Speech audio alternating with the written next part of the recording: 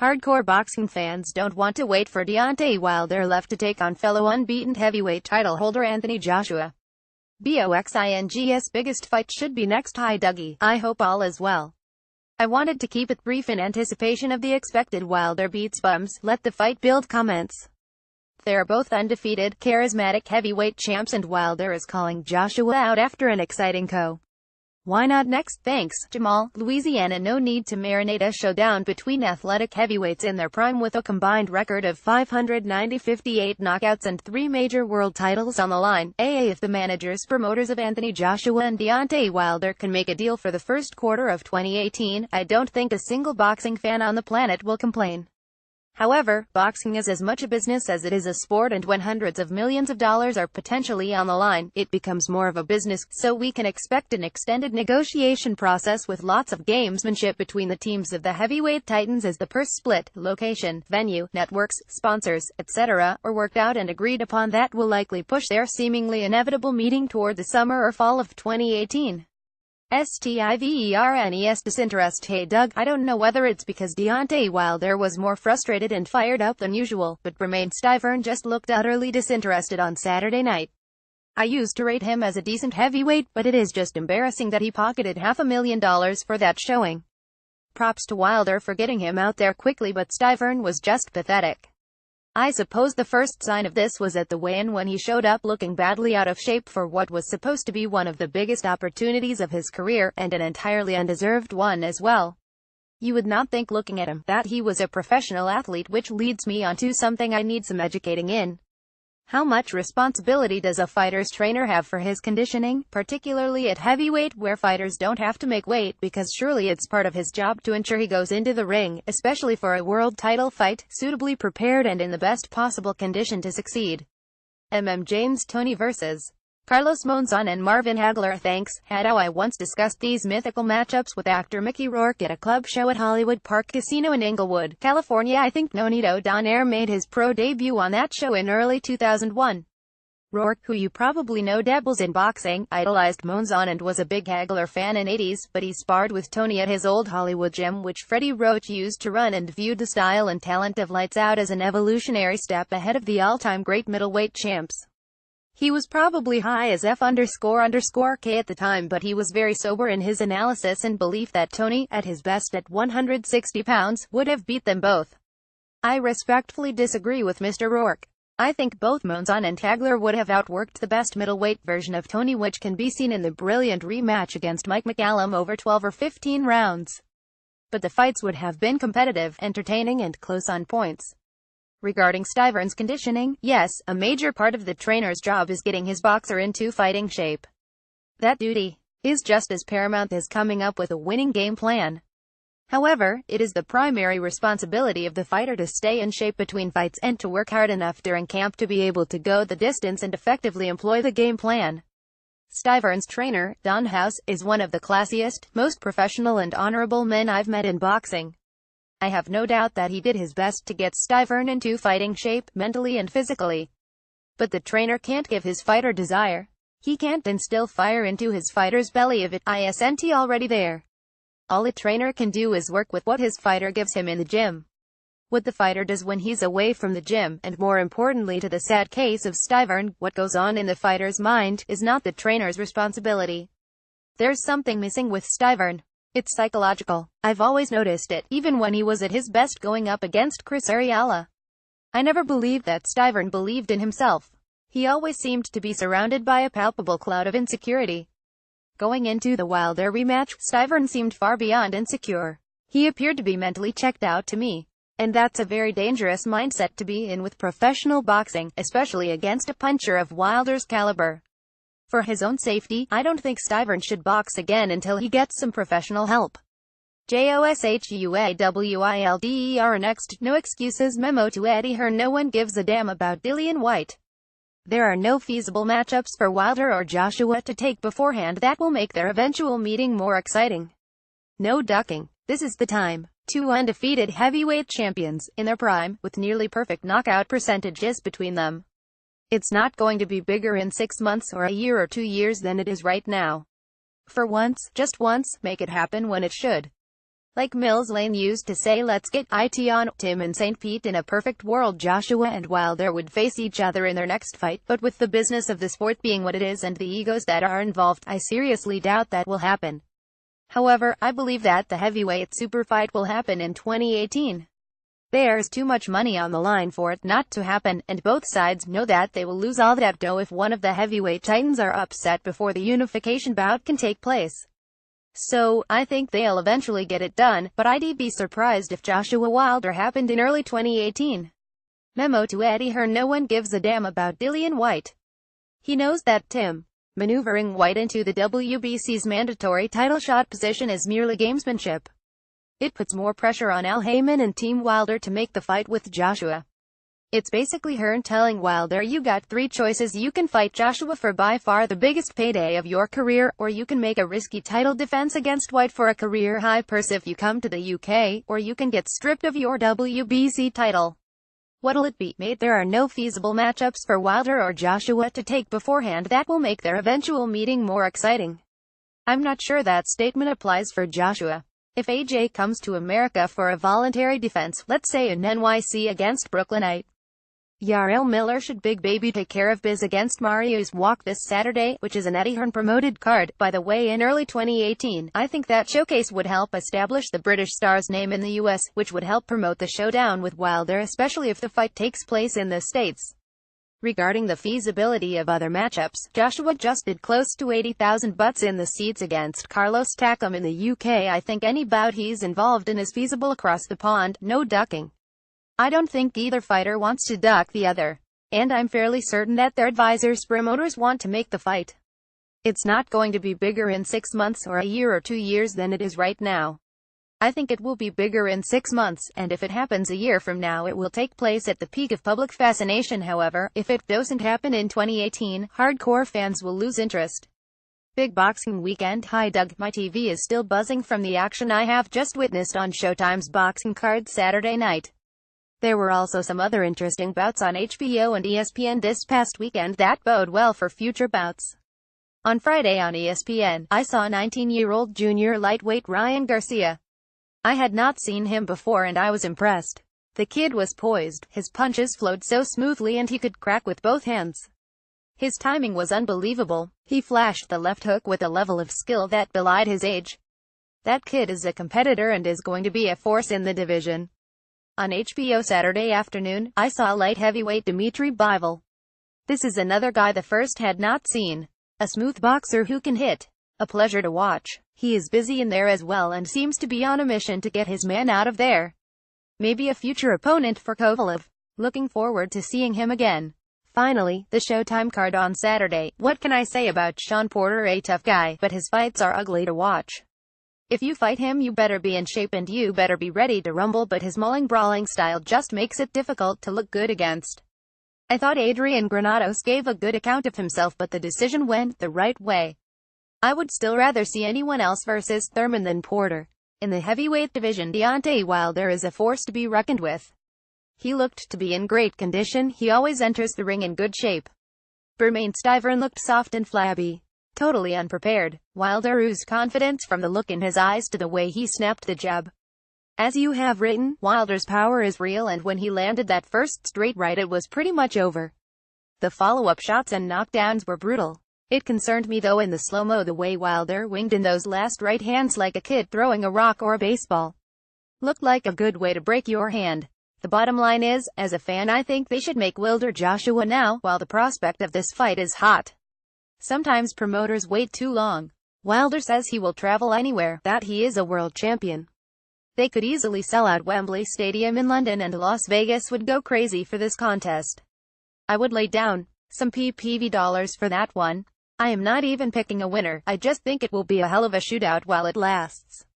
What do you think, Doug? Do the fans have any hope of seeing that one in 2018 David Nashville? I don't want to jinx it, but yes, I think there's a very good chance that we will witness Joshua Wilder, which I agree has the making for a grand heavyweight shootout next year. I was thinking the same thing you were when watching the slow-mo replay of Wilder's follow-up attack against Stiffer. Damn, I'm surprised he didn't break his hand or tear his biceps, swinging all crazy like that. However, it must said that those wild-style punches are part of what makes the American belt holder so dangerous, along with his speed, power and reach. Wilder's lack of form when he's going in for the kill is also what makes him vulnerable. I should also note, as I did on Twitter shortly after the fight, that the Onetwo combination that split Stivern's guard and produced the first knockdown was arrow straight and deadly accurate, textbook technique. Photo by Tom Hogan. Hogan Photos. Golden Boy Promotions. On Friday on ESPN, I saw 19-year-old junior lightweight Ryan Garcia. I had not seen him before and I was impressed. He's gifted with speed, pop, timing, and charisma.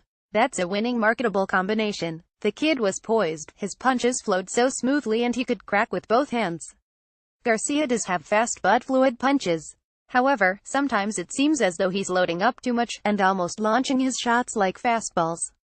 Hopefully, as he matures, he'll realize that he doesn't have to try to KO his opponent with every punch. His timing was unbelievable. He flashed the left hook with a level of skill that belied his age. It was like he produced that first knockdown by accident, which is crazy.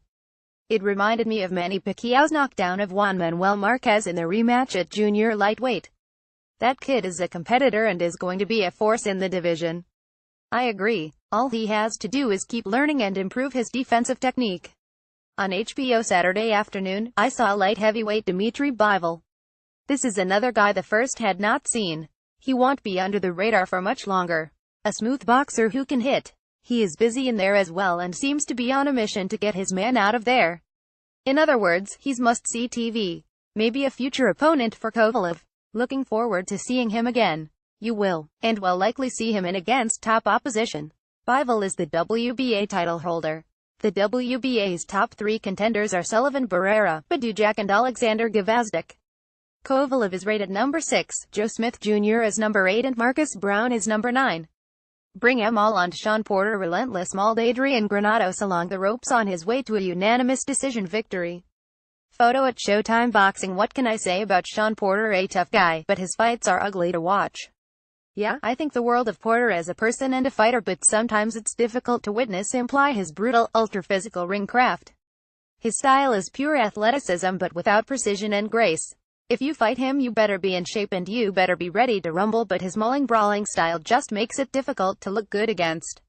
I think Porter can give any welterweight in the world, including Errol Spence Jr. and Terence Crawford, a hard night. I thought Adrian Granados gave a good account of himself, but the decision went the right way. Agreed. I would still rather see anyone else versus Thurman than Porter. Agreed. Welterweights I'd like to see Porter in with include the Spence Peterson winner, Danny Garcia and Lucas Metcalfe. Wilder should be a bigger star. Hey Doug, how are you? Look, Wilder fought a guy who had one fight in the last 2 years, but he did what he had to do, destroy him impressively. That's what you do with a guy like that. I liked his interview too. Unlike Joshua, who said his promoter does the fights and he does the fighting, Wilder called him out and said he's willing to go to England. If that fight happens over there, I'm willing to go. That's an event I would love to witness live. Finally, we have a heavyweight title fight that's intriguing and genuinely exciting. I think this fight is the biggest literally the sport can offer and should happen as soon as possible. I favored Joshua based on quality of opposition, but wouldn't be surprised if Wilder's power leads him to a co-victory. It's sad to see an American charismatic undefeated heavyweight titleist with power in both hands not being promoted properly. If this guy was with Bob Arum, Golden Boy or Don King, he would be selling out arenas. The fact that he has an advisor as a promoter shows you what we already know. I just hope that his inept advisor doesn't prevent this super fight from happening. This is a fight that can capture the imagination of a lot of people worldwide. And yes, I'm aware of his deficiencies. He has poor balance, a shaky chin and somewhat below average boxing ability, but with that size and power there's always a possibility of a KO. Have a good one, Doug. Juan Valverde will do. 1. Photo at Showtime Boxing. I agree that Wilder is live against any heavyweight, including AJ, thanks that special blend of speed, power, reach and sometimes unorthodox delivery. And, of course, his puncher's mentality.